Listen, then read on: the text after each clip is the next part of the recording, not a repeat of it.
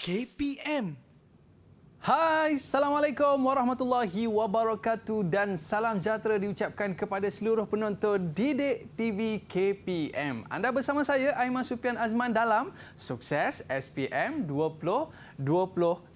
Apa khabar murid sekalian? Harapnya semua dalam keadaan baik-baik belaka. Paling penting, jaga SOP, kekalkan penjarakan fizikal, pakai pelitup muka dan sentiasa memakai cecair pembasmi kuman. Baik murid-murid, siapakah guru akan bersama dengan kita pada hari ini? Jom kita saksikan profil guru kita.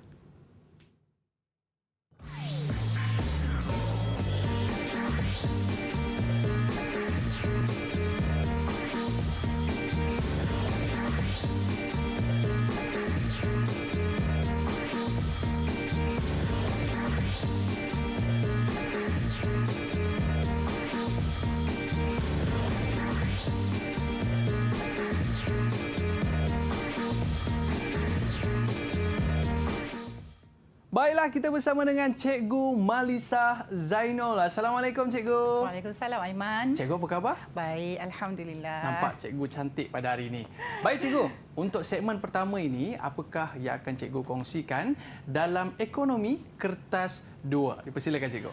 Okey, baik. Terima kasih, Aiman. Okey, sebelum kita nak memulakan segmen hari ini, kita akan terang tentang format kertas dulu, ya, Aiman. Okey, kertas ekonomi ni ada dua. Kertas 2 ni ada dua bahagian. Pertama ialah bahagian A yang terdiri daripada 60 markah dan bahagian B ada 40 markah. Baik, bahagian A itu 60 markah, ada 3 soalan. Okey, setiap satu soalan ada 20 markah. Dan bahagian B ada 4 soalan tetapi hanya perlu jawab 2 soalan saja dan seperti bahagian A juga setiap soalan 20 markah. Jadi jumlahnya, Aiman, bahagian A 60, bahagian B 40, 100 markah. Baik. Dan sebelum kita nak terus lagi, kita akan memperkenalkan kata tugas. Kenapa ya, Aiman? Sebab kata tugas inilah yang memandu calon untuk menjawab cara macam mana. Apa kehendak soalan. Jadi kita tengok slide ni. Okey, kata tugas ni adalah mengarah, memandu calon memberi jawapan yang sejajar dengan kehendak soalan. Jadi, ada banyaklah kata tugas yang biasa digunakan. Daripada 16 ni, kita biasanya akan gunakan 3 tu yang paling popular, iaitu terangkan, huraikan dan jelaskan. Jadi, kita akan dengan lebih lanjut nanti mengenal bagaimana cara-cara menjawab setiap kata tugas ini berdasarkan contoh-contoh soalan yang saya telah pilih. Ini kata tugas popular juga untuk bahagian A. Yang 3, yang kuning tu. Yang kuning tu. Yang lain-lain ni adalah juga. Tetapi yang biasanya, yang banyak tu 3-3 itulah. Dan banyak lagi nyatakan bagaimanakah, mengapakah, kenal pasti dan sebagainya. Baik murid-murid, sediakan buku dan pen anda. Kita nak tulis tips bagaimana menjawab soalan ekonomi kertas 2. Tapi kita berehat seketika. Murid-murid jangan ke mana-mana. Kembali selepas ini Sukses TV KPM. Terangkan, huraikan, jelaskan. Itu kata kunci yang popular untuk menjawab soalan ekonomi kertas 2. Baik Cikgu, untuk segmen kali ini, apa yang akan Cikgu kongsikan? Silakan. Terima kasih, Aiman. Okey, sekarang kita akan pergi kepada bahagian A. Okey, terangkan jenis-jenis hasil cukai kerajaan. Ini adalah contoh soalan yang menggunakan kata tugas terangkan. Okey, apa kehendak terangkan ini? Okey, terangkan ini memerlukan kita memberi fakta dan huraian atau fakta dan contoh. Ya. Okey, saya tunjuk contoh di sini. Okey, cukai langsung fakta, cukai tidak langsung juga adalah fakta. Baik. Contohnya cukai pendapatan individu. Jadi untuk fakta cukai langsung, contoh di sini kita tidak bagi huraian tapi kita beri contoh sebagai huraian. Okey, manakala untuk cukai tidak langsung, kita tidak beri contoh tapi kita beri maksud cukai tidak langsung sebagai huraian. Jadi atas tu fakta, contoh sebagai huraian, yang bawah ni fakta dan huraian maksud. Jadi itulah kehendak terangkan. Okey. Baik, seterusnya huraikan. Okey, apa beza hurai dengan terangkan? Nampak jawapan macam sama je. Tetapi hurai ni kita perlu lebih terperinci, Aiman. Maknanya lebih banyak huraian. Huraikan maknanya dia nak fakta dan huraian lagi. 2 kali? Ya, maknanya. Ataupun kalau tak boleh fakta, huraian dan contoh. Macam tu. Tapi huraian mesti banyak. Maknanya huraian ataupun huraian dan contoh. Kemudian di sini kita beri jawapannya. Okey, perbelanjaan mengurus faktanya, perbelanjaan pembangunan faktanya. Dan kita tengok perbelanjaan mengurus, perbelanjaan yang berulang itu adalah huraian. Kalau kita belajar, ini adalah ciri perbelanjaan mengurus. Dan huraian kedua dia tak bagi huraian, tapi dia bagi contoh. Jadi contohnya emolumen ataupun gaji kaki tangan awam. Okey, perbelanjaan pembangunan fakta yang kedua, perbelanjaan pelaburan kerajaan. Itu diberikan sebagai huraian. Dan untuk huraian kedua dia beri contoh juga, iaitu contohnya membina sekolah. Jadi dekat sini kita nampak fakta, huraian, contoh, fakta, huraian, contoh. Bezakan dengan terangkan tadi, dia lebih lagi terperinci. Okey. Seterusnya, kita tengok jelaskan. Apa pula bezanya jelaskan tadi? Okey, jelaskan konsep faedah sosial. Okey, apa kehendak jelaskan? Kita kenal biasanya perkataan jelaskan ini kita kaitkan dengan open, jawapan yang open. Maknanya boleh terima apa-apa sahaja sebagai jawapan. Sama ada calon atau murid-murid nak tulis fakta, nak bagi huraian, nak bagi contoh, boleh sahaja. Fakta semua boleh. Huraian semua pun boleh. Dia tidak terikat. Berbanding dengan terang dan hurai tadi, mesti ada faktanya. Huraian tu mesti ikut fakta dia. Tapi yang ini tak kisah. Open. Lebih terbuka, cikgu? Ya. Jadi dekat sini kalau kita tengok, dinamakan externality positif. Itu adalah nama lain bagi faedah sosial. Merupakan kesan baik pada pihak ketiga. Ini huraian maksud. Okey, faedah sosial sama dengan faedah peribadi tambah faedah luaran. Ini rumus. Okey, contoh faedah. Ini contoh. Ini pula contoh faedah luaran. Ini juga contoh. Jadi dia boleh bercampur-campur, Aiman.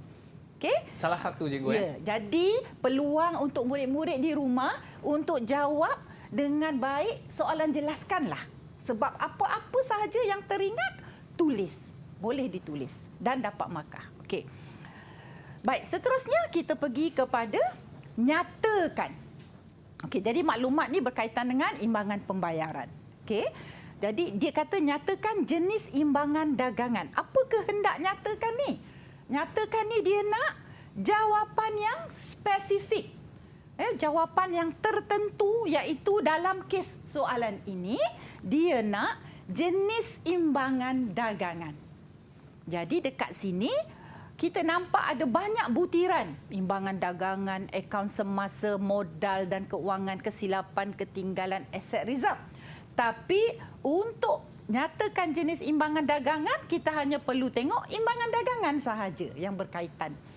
Di sini nombornya, angkanya bernilai positif. Iaitu 108,891 juta. Jadi, imbangan dagangan jenis ini adalah imbangan dagangan positif. Atau nama lain dia, lebihan.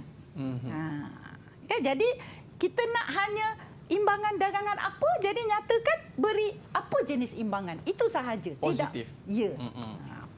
Okey. Seterusnya, bagaimana? Okey. Bagaimanakah Bank Pusat menstabilkan nilai mata wang negara? Apa kehendak bagaimana ni? Okey, semua huraian diberi mestilah cara-cara. Langkah-langkah. Sebab dia bagaimana kan? Jadi cara ataupun langkah-langkah ataupun tindakan-tindakan yang Bank Pusat ambil. Jadi dekat sini Bank Pusat, cara pertama, mewujudkan sandaran minimum, iaitu dalam bentuk reserve emas dan mata wang asing. Okey. Manakala cara kedua, Bank Pusat juga mempengaruhi pasaran wang asing. Nah, contohnya, jika nilai ringgit Malaysia jatuh, Bank Pusat akan membeli ringgit Malaysia supaya nilainya naik balik. Kan? Yang seterusnya, Bank Pusat juga mengawal kadar inflasi. Jadi kalau inflasi terlampau tinggi, nilai wang kita tak ada nilai kan. Jadi sebab tu dia kawal. Jadi hal ini supaya penawaran wang tidak berlebihan dalam pasaran. Sebab kalau banyak, kita punya nilai wang akan jatuh. Okey. Jadi ini adalah bagaimana. Ikut point je ke? Ya. Maknanya susun ikut point je ke? Ya. Cara. Ini huraian lanjut kepada cara. Okey. Dia tidak ada fakta lah sebab ini cara. Langkah-langkah tindakan tu juga. Baik, seterusnya mengapa? Mengapa ya? Okey, kita baca sikitlah ni petikan ni. Okey, maklumat di bawah berkaitan dengan aspek externality.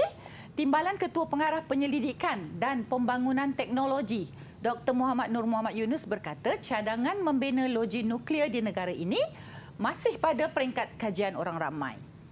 Mengapakah loji tersebut perlu dibina? Aiman rasa kalau mengapa ni nak bagi tahu apa? Saya rasa mungkin kena nyatakan sebab lah cikgu. Ya. Betul ke? Bagus Aiman, boleh dapat A lah. Okey, mengapa ni mesti bagi sebab. Ya, jadi semua huraian dia merupakan sebab-sebab ataupun faktor-faktor. Di sini dalam kes soalan ini, mengapa loji itu perlu dibina? Sebab-sebab tu adalah kebaikan dia. Sebab-sebab yang baik lah kan. Sebab perlu dibina. Kalau dia kata tak perlu bina, mesti sebab-sebab tu sebab yang buruk. Jadi di sini kebaikan, kelebihan loji itu jika dibina. Pertama, mewujudkan peluang kerja. Yalah, bila loji itu kita bina, banyaklah pekerjaan perlu. Kemudian bekalan tenaga akan jadi lebih banyaklah sebab loji ini menghasilkan tenaga kan.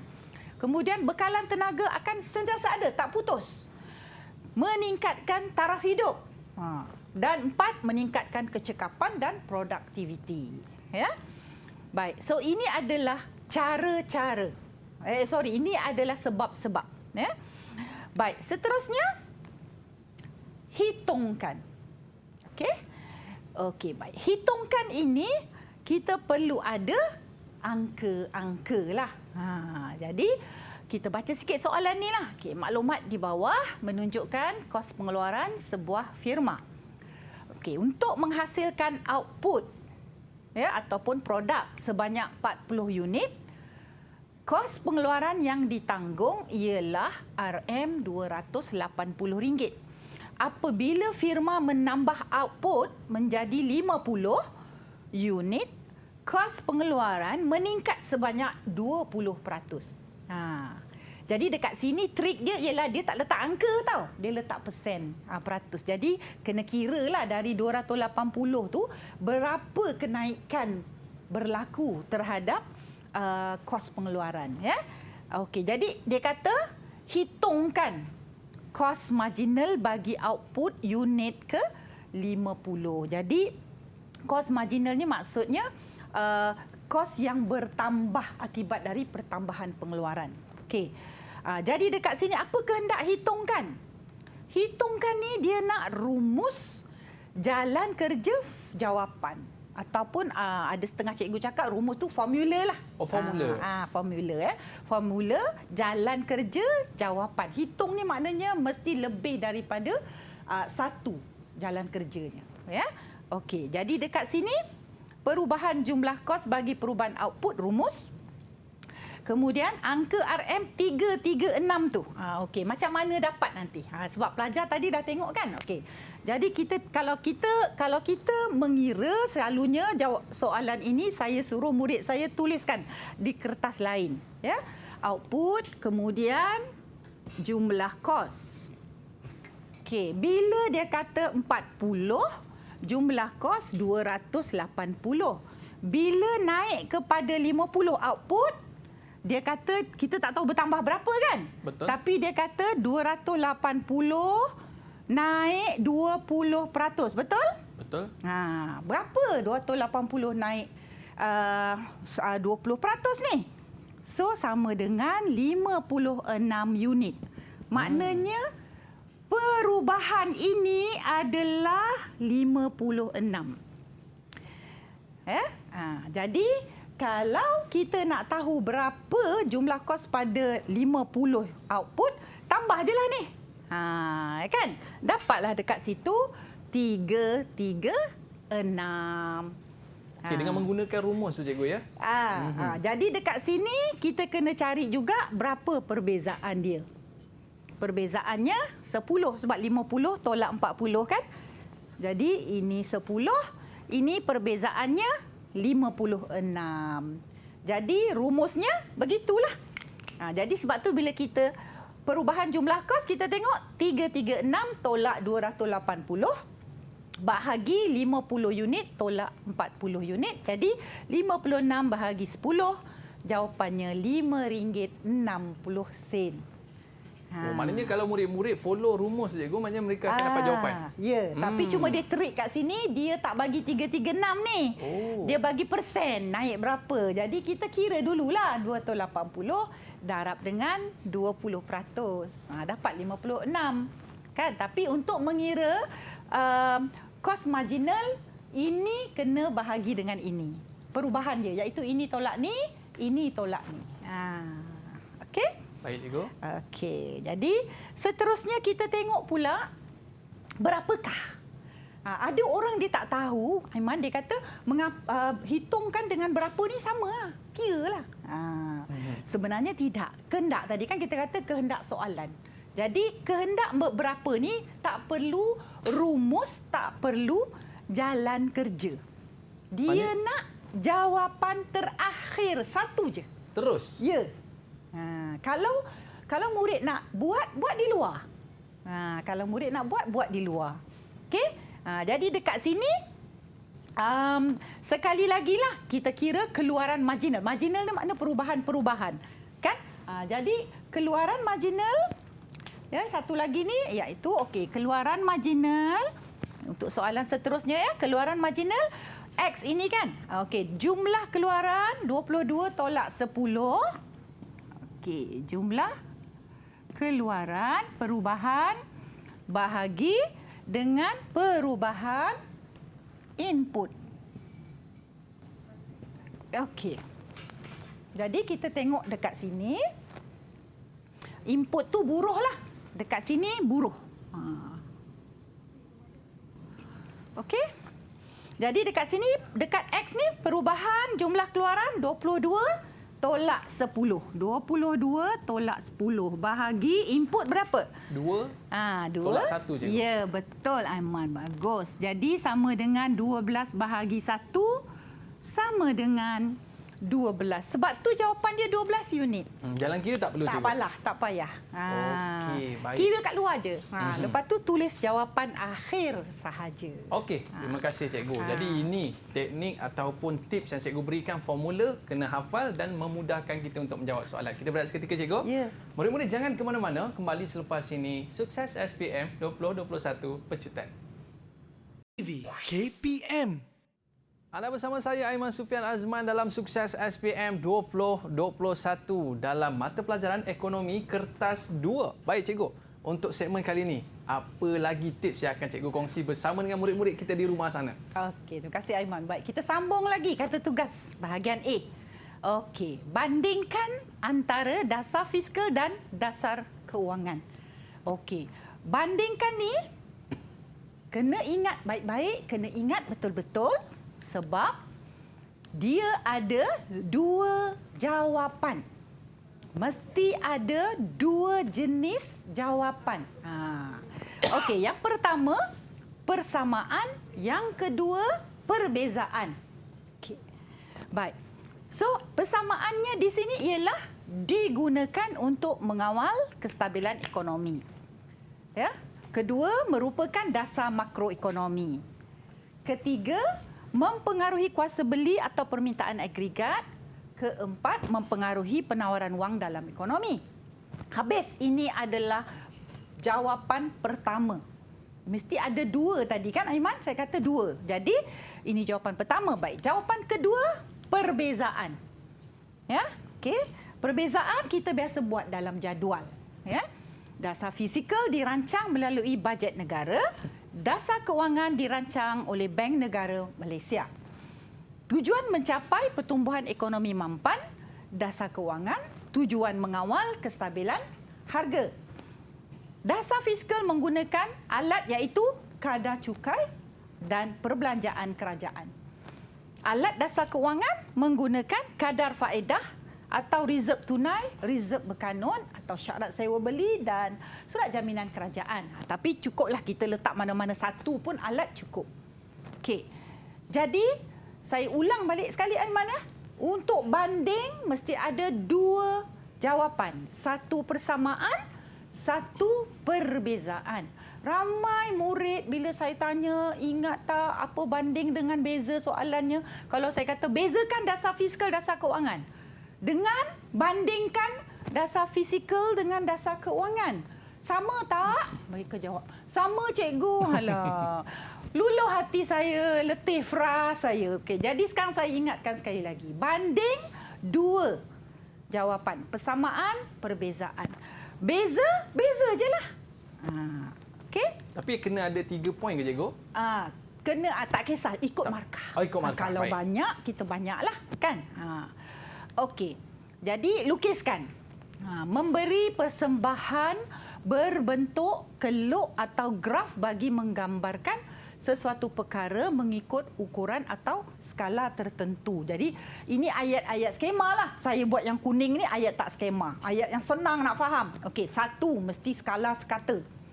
Okey, kejap lagi saya tunjuk tu macam mana skala sekata yang selalu jadi perangkap pada murid-murid tak dapat markah sebab skala tu salah. Okey, kedua, paksi dan keluk dilabel dengan lengkap. Apa maksud lengkap saya akan tunjuk, iaitu nama paksi dengan unitnya mesti ada. Iaitu keluk DD ada dia punya DD, SS, nama keluk. Dan mesti ada origin. Origin tu apa? Asalan, titik kosong tu dekat graf tu. Okey, jadi kita tengok sini kan. Okey, dari segi harga 1, 2, 3. Cantik skala dia. Cantik. Ngam kan? 1, 2, 3. Selang satu, selang satu. Keurutan. Ya. Tapi cuba tengok kuantiti diminta. Apa masalah dia kat sini? 2, 4, patutnya 6. Tapi dia bagi 7. Macam mana ni cikgu? Skala tak sekata lah tu. Jadi kita kena lukiskan. Ikut skala yang sekata. Okey, jadi dengan menggunakan kertas graf, lukiskan. Apa kehendak lukis? Ikut skala. Okey, betul kan skala dia tu? Okey, jadi kita tengok cara lukis. Jadi untuk tujuan, tak semestinya ada ABC titik ni ya, Aiman. Tapi untuk tujuan, saya nak tunjuk cara lukis keluk sekali, terlanjur ni, saya gunakan titik ABC lah. Dan kalau soalan keluar pembentukan, maka titik ABC ni sangat perlu. Memudahkan. Tapi ini sebab soalan tu lukis sahaja, tak perlulah. Tapi untuk tunjuk, saya pakai ABC. Ya. Okey, kita tengok skala ni tak ada masalah. Okey. 0, 1, 2, 3 harga dalam RM. Okey, apa maksud titik asalan? Itu 0. 1, 2, 3 skala sekata. Label paksi harga ada dalam kurungannya ringgit Malaysia. Oh, itu penting cikgu. Ya, kalau awak letak harga je mungkin US dollar. Betul juga. Mungkin rupi. Jadi sebab tu pentingnya ringgit. Okey, skala ni ini semua paksi tak ada masalah, paksi harga. Paksi kuantiti ada masalah. Tadi kan 2, 4, 7. Kita kena letak ikut skala 2, 4, 6. Jarak tu kalau dalam kertas graf 5, 5, 5 kotak tu kan. Mesti 2, 4, 6. 5 kotak, 5 kotak, 5 kotak tu 6. Ataupun 10 kotak, 10 kotak, 10 kotak, 2, 4, 6. Tapi 7 sebelahnya lah. Oh, sebelah dia je? 7 dekat lah. Tak boleh kita letak 7 dekat tempat nombor 6. Itulah yang selalu murid-murid buat. Dia buat 2, 4, 7 kat sini. Tak samalah cikgu ya? Ya, jadi skala tu jadi salah. Sebab jarak antara 0 ke 2, 2. Jarak antara 2 ke 4, 2. Tapi jarak antara 4 ke 7, 3. Takkan jaraknya sama juga. Okey? Jadi dekat sini kita cuba plotlah titik A. Titik A, harga 1, kuantiti 7. Tu dapat titik A. Titik B, okey, harga 2, kuantiti 4. Dapat titik B. Harga 3, kuantiti 2. Dapat titik C. Okey, bagaimana kita melukis pembentukan kelok permintaan, iaitu dengan mencantumkan titik A, B dan C. Iaitu dari A ke B, dari B ke C. Tak boleh kita letak pembaris dari titik A ke C. Sebab kalau Aiman tengok di sini, kelok tu tidak lurus. Dia bengkok sikit je, pencok Go? sikit. Ya, pencong sedikit atau bengkok sedikit ke dalam. Jadi kita perlu dari titik ke titik. Dah lengkap ke ni? Oh, belum lagi. Belum Apa lagi. dia? Label DD tak ada. Sebab apa nama kelok ni? Namanya kelok permintaan ataupun kelok DD. Jadi beginilah cara kita melukis yang betul, iaitu perangkapnya di sini jangan letak 7. Letak 6, lepas tu sebelahnya baru letak 7. Ini markah penuh, cikgu ya? Ya. Okey. Baik. Okey, seterusnya lakar. Lakar ni memberi persembahan berbentuk kelok atau graf secara kasar sahaja dan tidak perlu perincian. Okey, apa kasar, apa perincian? Iaitu tidak perlu tepat. Skala tu tak perlu tepat. Paksi dan kelok boleh dilabel secara ringkas atau simbol. Okey, kalau murid-murid di rumah ingat lagi apa simbol untuk harga? Ya, P. Apa simbol untuk kuantiti? Yes, Q. Jadi lakar kita tarik P harga, Q kuantiti. Tak payah ada dalam kurungan apa semua perinci. Itu perinci namanya. Ini tak terperinci. Kasar aja. Okey, lepas tu kita nak tunjuk peralihan kelok. D. Okey, D0 beralih ke D1. Kemudian kita tak payah letak harga nombor-nombor, tak payah. Letak P je.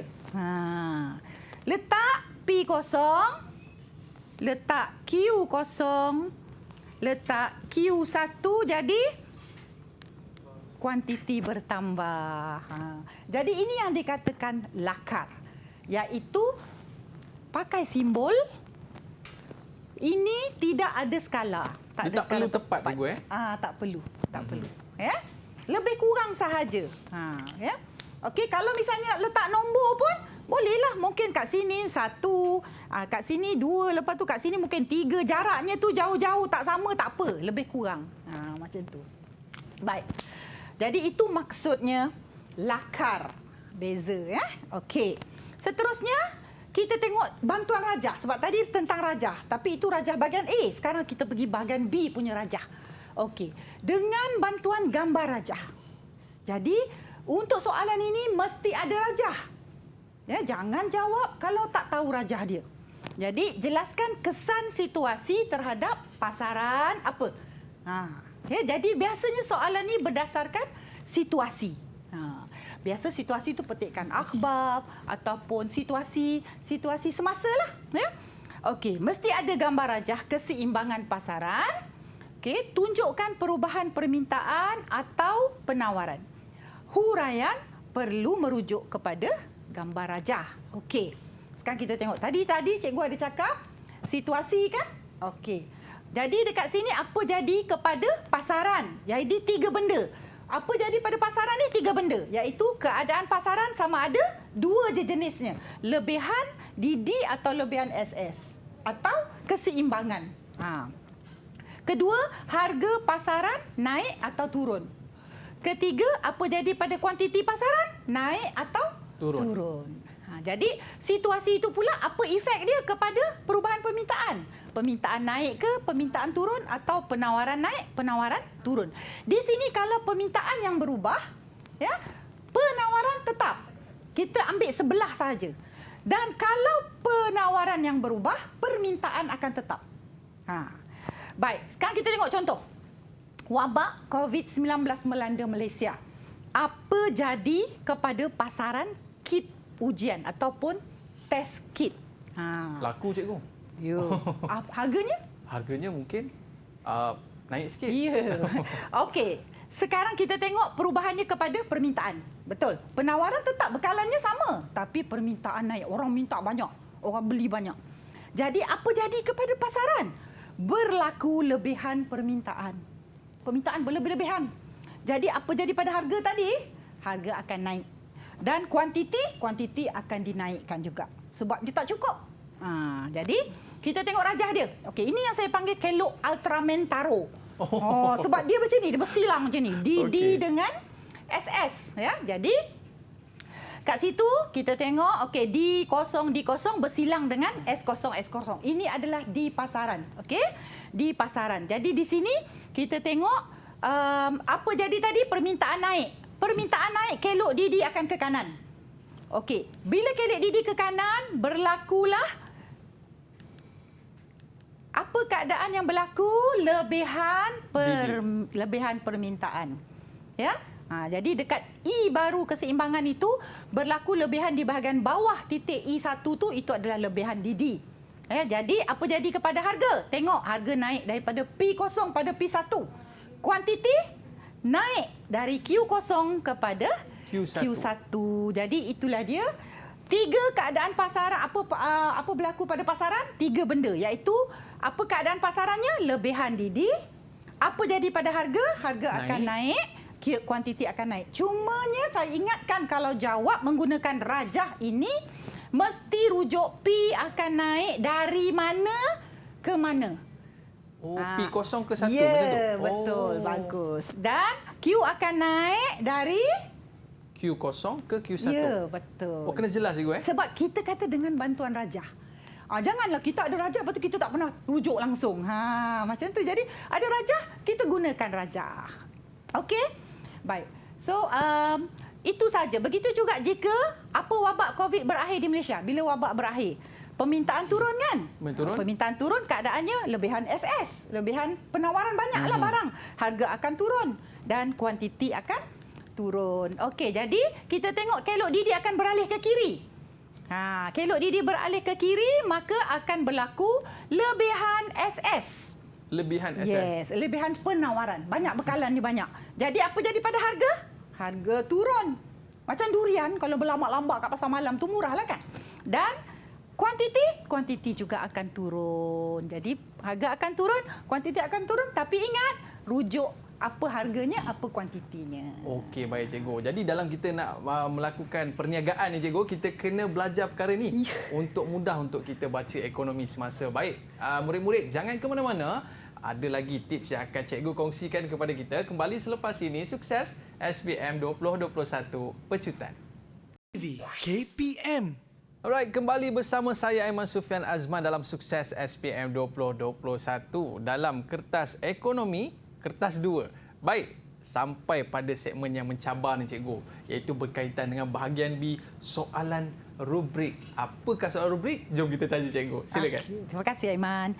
Okey, ini adalah segmen kita yang terakhir, iaitu bahagian B, soalan rubrik, yang selalu menjadi demand dan bualan murid-murid di luar sana. Okay, kenapa? Sebab susahlah cikgu rubrik, susah rubrik. Macam mana nak kenal soalan rubrik ni Aiman? Soalan rubrik ni biasa markah paling besar. Markah paling besar. Setakat ni biasanya 9 lah markah yang pernah ada kertas-kertas kita tengok sebelum ni lah kan.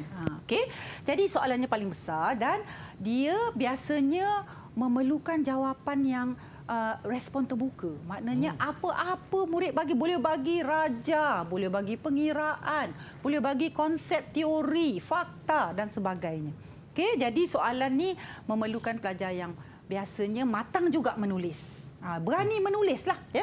Menulis dan biasanya dikaitkan juga dengan penguasaan bahasa menggunakan penanda-penanda wacana, sebab di situ kita nampak kematangannya. Okey, ada tips saja cikgu.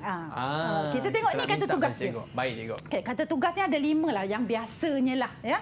Bersetujukah, wajarkah, beri alasan. Okey, kemukakan hujah, beri pendapat, beri komen.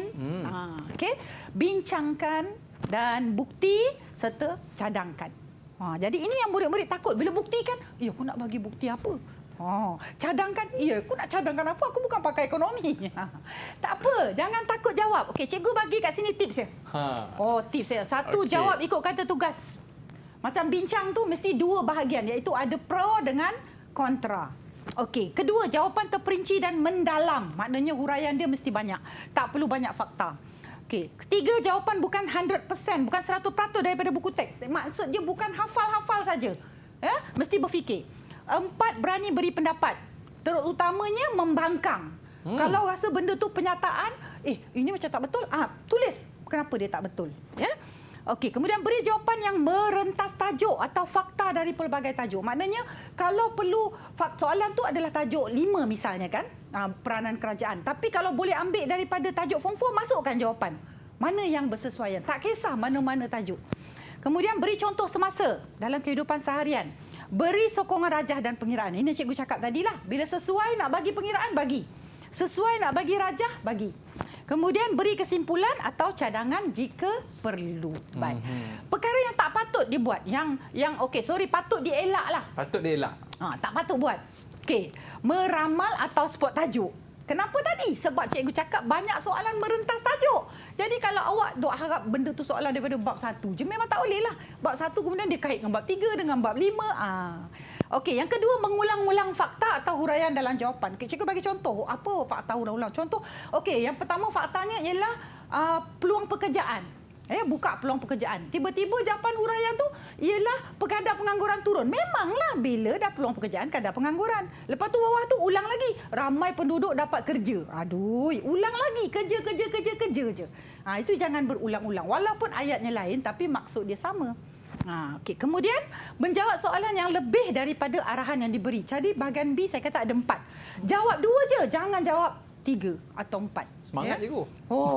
Nanti kita tak boleh tulis perinci. Bila tak terperinci, kurang markah nanti kan? Okey, 5, takut memberi idea atau pendapat cara sendiri. Maknanya kalau dia kata, apakah cara anda menangani inflasi? Mana aku ada cara? Macam tu. Takut nak tulis, tak jawab. 6, memberi 2 pendirian bagi soalan membuat keputusan. Okey, soalan membuat keputusan tadi ialah wajar, bersetuju. Jadi awak tak boleh jawab dua-dua. Okey, saya wajar kerana bla bla bla bla bla. Okey, seterusnya saya juga tak setuju. Aduh, tak boleh beri dua-dua. Mana satu je. Ya. Okey, seterusnya kita tengok. Okey, bersetuju tak setuju, wajar kat ini soalan buat keputusan. Okey, kita tengok yang kuningnya. Perlu ada pendirian, wajar atau tak wajar. Kalau wajar disokong dengan huraian kebaikan atau kelebihan. Kalau tak wajar, disokong dengan huraian kelemahan atau kekurangan. Elak jawab dua-dua, wajar dan tak wajar. Macam tak ada pendirian lah kan. Okey, so ini dia gambar berkaitan dengan cukai import. Kerajaan cadang untuk naik cukai import dari 30 kepada 35. Wajarkah cadangan kerajaan itu? Beri alasan. Jadi kat sini, kalau wajar, alasan menyokong. Kalau tak wajar, alasan tak sokong. Okey? Jadi dekat sini saya berikan bentuk fakta. Jangan jawab bentuk macam ni. Ini fakta-fakta sahaja yang perlu dihuraikan. Dalam ayat? Ya. Sekejap lagi saya akan tunjuk salah satu contoh eseinya yang ayat panjang yang telah dihuraikan ini. Ya. Tapi saya beri satu contoh saja eseinya. Yang lain semua saya beri bentuk poin. Okey, wajar. Contohnya, hasil negara akan meningkat sebab kutipan cukai. Okey, projek pembangunan kerajaan meningkat. Infrastruktur negara lebih baik. Contoh tadi projek pembangunan tu buat jalan. Tentulah infrastruktur negara lebih baik. Bila infrastruktur lebih baik, pertumbuhan ekonomi akan meningkat. Okey. Atau bukan dan atau. Tak wajar, harga kereta import akan jadi mahal. Pengguna tak mampu beli kereta import. Aiman nak beli kereta import je. Okey. Pilihan dia terhad. Jadi kepuasan tidak dapat dimaksimumkan. Pengguna frust lah. Macam tu. Okey, jadi apa dia punya contoh dia? Okey, tindakan tersebut kerana cukai import sejenis hasil. Tadi kan kita kata hasil negara akan meningkat. Fakta pertama, poin pertama ya. Hal ini membolehkan kerajaan meningkatkan perbelanjaan terhadap projek pembangunan seperti jalan raya. Okey, hal ini memudahkan pengangkutan manusia dan barang dari luar bandar ke bandar. Ini tadi yang kita kata bila infrastruktur baik kan. Seterusnya menggalakkan lebih banyak kegiatan ekonomi luar bandar. Jadi lebih banyak keluaran dihasilkan dalam negara. menyebabkan keluaran dalam negara kasar atau KDNK akan meningkat. Akhirnya pertumbuhan ekonomi juga turut meningkat. Okey, tindakan tersebut tak wajar tadi. Aiman tak suka. Kenapa? Kerana harga kereta import akan menjadi mahal. Oleh itu pengguna tak mampu membeli. Hal ini menyebabkan pilihan mereka terhad hanya kepada kereta tempatan. Kesannya pengguna tidak dapat memaksimumkan kepuasan. Maknanya wajar ataupun tak wajar tak ada masalah juga ya? Bagi satu je. Okey, baik. Baik, seterusnya beri pendapat, kemukakan pendapat, hujah, komen. Okey, kita tengok yang kuning je. Tidak perlu ada pendirian, setuju atau tak setuju. Tak perlu. Tapi hujah kalau menyokong biasanya kebaikan, kelebihan. Hujah kalau membangkang biasanya kekurangan, kelemahan. Baik. Tengok soalan. Bantuan sara hidup 500 ke RM1,000. Okey, kerajaan berpendapat bantuan tersebut perlu diteruskan. Kemukakan hujah anda. Okey, huraikan secara terperinci bagaimana bantuan ini meningkatkan pendapatan golongan B40. B40 ni maknanya yang berpendapatan rendah lah. Okey. Jadi dekat sini saya bagi poin sajalah. Sokong atau tak sokong atau bukan dan ya, atau. Jadi sokong kita kata pendapatan golongan B40 meningkat, beban keuangan berkurang, dapat memenuhi keperluan hidup, produktiviti negara meningkat. Kenapa? Keperluan hidup ni contoh dapat beli beras, tepung, gula, cukup makan, sihat. Bila sihat, produktif lah. Okey? Baik, atau tidak sokong. Perbelanjaan kerajaan meningkat, beban hutang kerajaan pun meningkat. Okey? Kurang projek pembangunan, terpaksa ditangguh projek-projek. Dan kebajikan masyarakat terjejas. Contohnya kalau ditangguhkan tu projek apa? Buat sekolah ke, kan? Maka kebajikan masyarakat terjejas. Okey? Baik, seterusnya bincangkan. Okey, bincangkan memberi pandangan hujah isi tentang suatu isu ekonomi secara mendalam dua sisi. Dua sisi? Ya, bukan atau. Maknanya dan. Jadi kat sini ada pro dan kontra. Tidak semestinya fakta bagi setiap sisi sama banyak. Contohnya kalau kita bagi pro dia satu, kontra dia pun satu. Tak semestinya dua-dua ke sebab. Ya, minimal satu. Gagal beri dua sisi boleh menjejas markah. Maknanya tak dapat markah penuh. Okey. Jadi kat sini ini adalah dia punya sumber dia, kestabilan ringgit berbanding dolar dan kadar inflasi rendah. Memberi sedikit kelegaan, mengurangkan tekanan terhadap belanjawan pengguna meskipun berdekan persekitaran yang bercabar susulan penularan COVID-19, kata penganalisis. Jadi kat sini perubahan kadar inflasi tersebut memberi kesan terhadap ekonomi. Jadi kat sini kadar inflasi rendah. Jadi apa kesan terhadap ekonomi? Mesti pergi kepada tiga pihak. Sama ada isi rumah masyarakat ataupun firma atau kerajaan. Kat sini tak semestinya tiga-tiga kita sentuh. Contoh kat sini kita tengok jawapan, isi rumah dan firma aja kita sentuh. Jadi yang pro-nya isi rumah, positif, kesan negatif firma. Jadi kena dua-dua, bukan atau. Oh, dua-dua je, Ya, kena dua-dua. Baik, jadi di sini isi rumah, apa kesan positif? Harga barang turun sebab inflasi turun. Jadi kuasa beli naik, kos sara hidup turun, taraf hidup naik. Baik. Firma pula negatifnya apa? Harga barang turun. Oh, untung taklah. Untung tak banyak. Pelaburan baru tak dapat buat. Jadi image dia akan terjejas. Jadi mesti bagi dua. Cikgu ulang, bincangkan mesti bagi dua sisi. Positif dan negatif. Kena ada dua ayat ke ataupun gabung sekali juga? Dua perenggan lah. Dua perenggan. Okey. Kemudian buktikan. Okey, buktikan ini mesti bentuk tiga benda kita buktikan. Iaitu dalam bentuk pengiraan, atau dalam bentuk rajah atau jadual, atau dalam bentuk dapatan ahli ekonomi, hukum ke, teori ke, kenyataan akhbar ke, jurnal ke, jurnal ekonomi.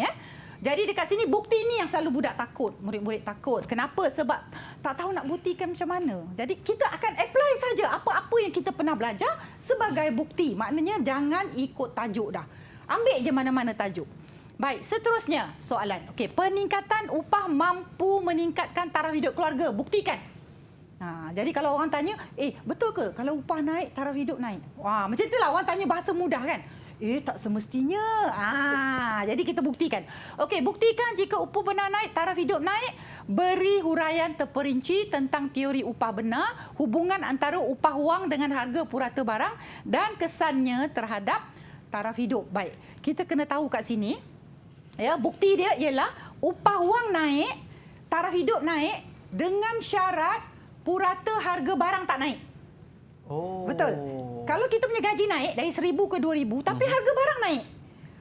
Kita dapat beli banyak barang ke atau lebih sikit barang? Macam lebih kurang sama lah, cikgu. Yalah, baik tak usah naik gaji.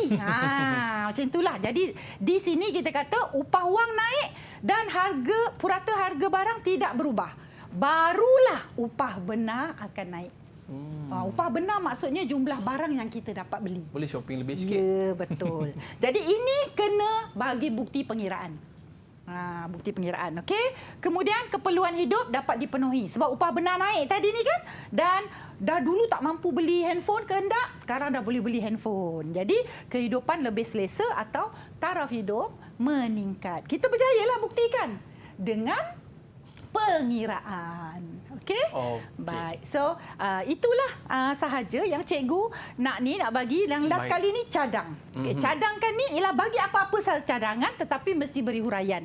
Okey, dan bila kita cadangkan ni kita perlu mengurangkan kesan kenaikan harga barang secara terperinci. Jadi tengok sini, berkongsi kereta pergi kerja, macam mana kita nak kekang inflasi, wang dapat disimpan dalam bank, pendapatan meningkat, dapat menampung kos sara hidup. Baik, cikgu. Jadi banyak tips yang cikgu dah berikan kepada murid-murid kita di rumah. Mungkin ada sikit kata-kata semangat daripada cikgu untuk murid-murid kita di luar sana tu. Okey, sebagaimana yang cikgu cakap tadi, bahagian B rubrik ni jangan takut. Jawab, tulis sebanyak mana. Kadang-kadang idea-idea anda yang anda rasa macam tak logik, merapu tu, kadang-kadang dia boleh membawa kepada markah jawapan yang betul. Ya, jadi dekat situ jangan takut. Beri sahaja, tulis sahaja, jangan takut menulis. Jangan kosong. Ya. Okey, baik cikgu. Terima kasih Cikgu Malisa. Seronok kita dengar perkongsian tips daripada cikgu. Murid-murid, jangan lupa terus buat latihan. Ada rezeki kita jumpa lagi. Sukses SPM 2021 Pecutan. Jumpa lagi. Assalamualaikum warahmatullahi wabarakatuh.